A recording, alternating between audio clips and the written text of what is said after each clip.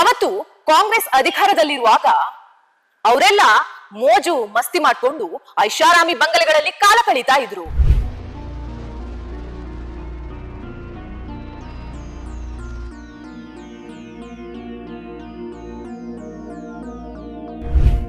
ಆದ್ರೆ ನನ್ನ ರಾಮ ಅಯೋಧ್ಯೆಯ ನಡು ಬೀದಿಯಲ್ಲಿ ಟೆಂಟ್ ನಲ್ಲಿದ್ರು.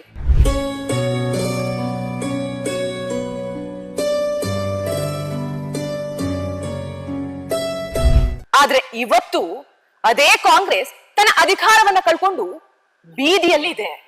ಊರು ಊರು ಅಲೆದಾಡ್ಕೊಂಡು ಟೆಂಟ್ ನಲ್ಲಿ ಕಾಲ ಕಳೀತಾ ಇದ್ದಾರೆ.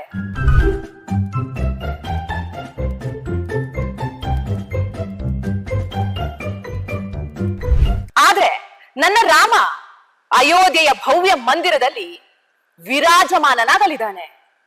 ಇಷ್ಟೇ ವ್ಯತ್ಯಾಸ. ಜೈ ಶ್ರೀರಾಮ್.